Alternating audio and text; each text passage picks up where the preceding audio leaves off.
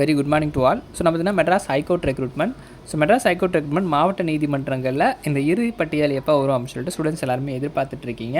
So நிறைய பேருக்கு இந்த நோட்டிஃபிகேஷனுடைய இன்டிமேஷன்ஸ் அப்படின்றத வந்து நிறைய பேர் படிச்சிருப்பீங்க, நிறைய பேர் படிக்காமல் இருந்திருப்பீங்க.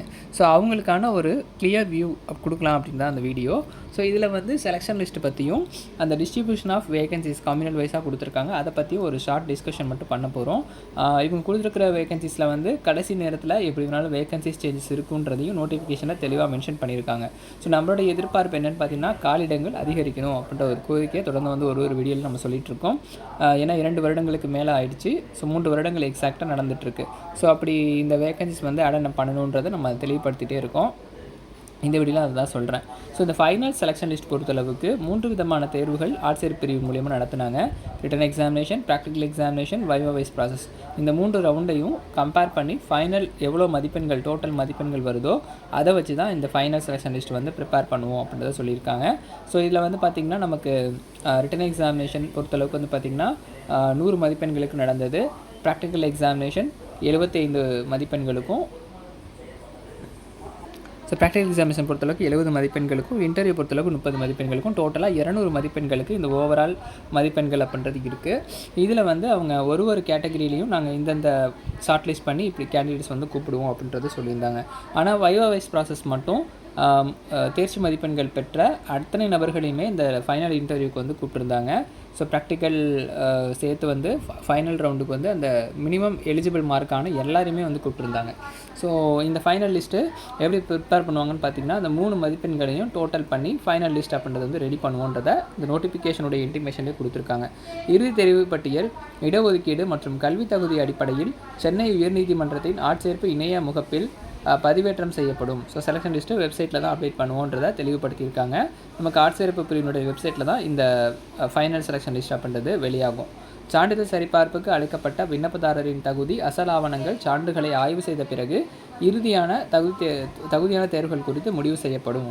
இது வந்து நமக்கு லிஸ்ட்டு வந்ததுக்கு பிறகு on the certificate verification on screen வந்து எங்கன்னா அந்தந்த டிஸ்ட்ரிக்ட் கோர்ட்டில் வந்து நடக்கும் final certificate verification. So original document தானா அப்படின்ற வெரிஃபிகேஷன் முடிச்சுட்டு உங்களுக்கான ஆர்டர் காப்பி அப்படின்றத வந்து கொடுப்பாங்க. ஸோ இதுதான் வந்து ப்ரொசீஜர். ஸோ எந்தெந்த மாவட்டத்தில் நீங்கள் செலக்ட் ஆகுறீங்களோ அந்த மாவட்ட நீதிமன்றத்துக்கு வந்து வர சொல்லி உங்களை இது வந்து அப்பாயிண்ட் பண்ணுவாங்க. இதனுடைய டிஸ்ட்ரிபியூஷன் ஆஃப் வேகன்சிஸ் ஸோ நம்ம வந்து பார்த்துருந்தோம். இதில் வந்து நமக்கு 3 விதமான ரிசர்வேஷன்ஸை வந்து ஃபாலோ பண்ணுறாங்க. ஒன்று வந்து நம்பர் ஆஃப் கம்யூனல், அப்புறம் வந்து பார்த்திங்கன்னா ப்ரியாரிட்டி, 3வது வந்து ப்ரிஃபரன்ஸ். இந்த 3 கேட்டகரியில் தான் இந்த மெட்ராஸ் உயர்நீதிமன்ற ஆட்சேர்ப்பு முகமை ஆட்களை வந்து நியமனம் செய்கிறாங்க. ஸோ இதில் ஃபஸ்ட்டு வந்து கம்யூனல். ஸோ கம்யூனல் வேகன்சிஸ் பொறுத்தளவுக்கு வந்து பார்த்திங்கன்னா ஒரு கம்யூனிட்டிக்குமே இந்தந்த வேகன்சிஸ் அப்படின்றத வந்து ஆல்ரெடி அலர்ட் பண்ணியிருப்பாங்க. அடுத்ததாக ப்ரியாரிட்டி. ஸோ ப்ரியாரிட்டி பொறுத்தளவுக்கு வந்து பார்த்திங்கன்னா P1 கேட்டகரியிலேருந்து கொடுத்துருக்கிற ஃபைனல் கேட்டகரி ப்ரியாரிட்டி கேட்டகரி வரைக்கும் அலர்ட் பண்ணுவாங்க. ஸோ அது எப்படி அலர்ட் பண்ணுவாங்க அப்படின்னா ஒரு மாவட்டத்தில் 10 வேகன்சிஸ் வந்து இருக்குது அப்படின்ற பட்சத்தில் அந்த 10 வேகன்சிஸை ப்ரியாரிட்டி வைஸாக பிரிக்கும்போது ஒரு 3 வேகன்சிஸோ 2 வேகன்சிஸோ அலர்ட் பண்ணுவாங்க. அந்த 2 வேகன்சிஸில் எல்லா ப்ரியாரிட்டியில் உள்ளவங்களும் காம்படேட் பண்ணுவாங்க.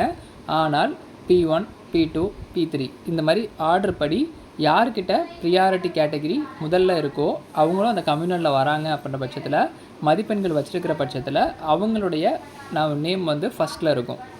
ஸோ இப்போ எக்ஸாம்பிளுக்கு சொல்கிறேன், P1 வச்சுருக்கிற மாணவர்கள் ஒரு 157 வச்சுருக்காங்க, 157 மார்க்கு P1 வச்சுருக்காங்க.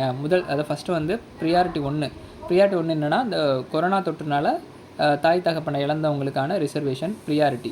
ஸோ அந்த ப்ரியாரிட்டியில் வந்து பார்த்திங்கன்னா 157 ஒரு மாணவர் வச்சுருக்காரு அப்படின்ற பட்சத்தில் அடுத்ததாக P3 ஒருத்தர் அரசு பள்ளியில் தமிழ் மீடியம் படித்த மாணவர் ஒருத்தர் இருக்கார். அவர் 160 மதிப்பெண்கள் வச்சுருக்காங்க அப்படின்ற பட்சத்தில் 2 பேரில் யாரை தேர்வு செய்வாங்க அப்படின்னு பார்த்திங்கன்னா ஃபர்ஸ்ட் ஆஃப் ஆல் அந்த P1 வச்சுருக்கிற மாணவரை தான். ஸோ P1 அந்த முதல் தலைமுறை பட்டதாரி மாணவர் அந்த ஆர்டர் படி அலாட்மெண்ட் ஆர்டர் படி வரிசை பட்டியலின் படி முதல்ல இருக்கிறதுனால அந்த ப்ரியாரிட்டிக்கு மட்டும் அந்த மாதிரியான ரிசர்வேஷன் ஃபாலோ பண்ணி இந்த ஃபைனல் லிஸ்ட் வந்து ரெடி பண்ணுவாங்க.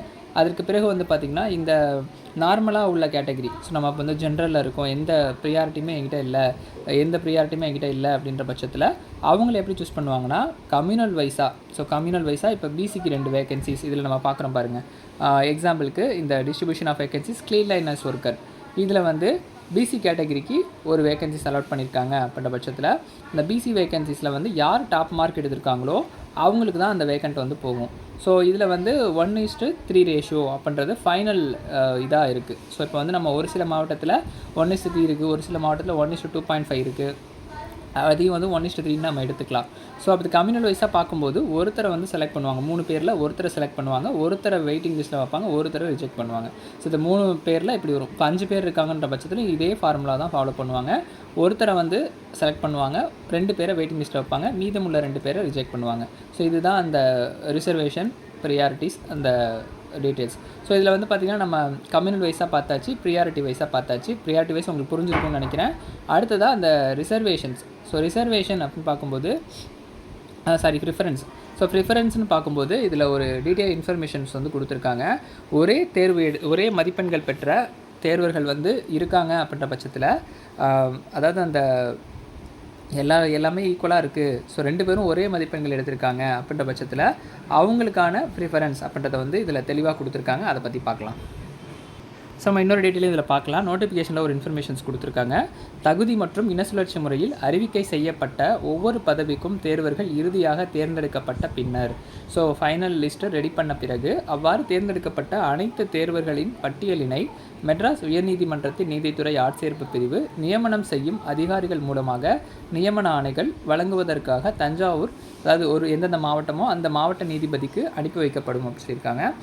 இதில் வந்து நம்ம சொன்ன கேட்டகரி வந்து பார்த்திங்கன்னா இறுதி பட்டியல் தயாரிக்கும் போது ப்ரிஃபரன்ஸ் நான் சொன்னல, இறுதி ஃபைனல் லிஸ்ட்டு ரெடி பண்ணும்போது 2 அல்லது அதுக்கு மேற்பட்ட விண்ணப்பதாரர்களின் தகுதிகள் இணையாக அமையும் போது விண்ணப்பதாரர் முதன்மையான சாரணர் விருது பெற்றிருப்பாராயின் அவருக்கு முன்னுரிமை வழங்கப்படும் அப்படின்னு சொல்லியிருக்காங்க.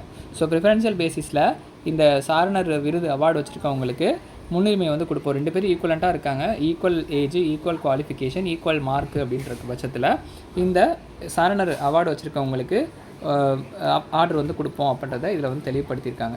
ஸோ இதுதான் அந்த டீட்டெயில் எக்ஸ்ப்ளனேஷன். உங்களுக்கு இது புரிஞ்சிருக்கும்னு நினைக்கிறேன். ஸோ வேறு எதுவும் தகவல் இருந்ததுன்னா அடுத்த வீடியோ நான் வந்து அப்டேட் பண்ணுறேன். இந்த இன்ஃபர்மேஷன் ஷேர் பண்ண தான் வீடியோ. தொடர்ந்து சேனலை வந்து ஃபாலோ பண்ணுங்கள். நன்றி, வணக்கம்.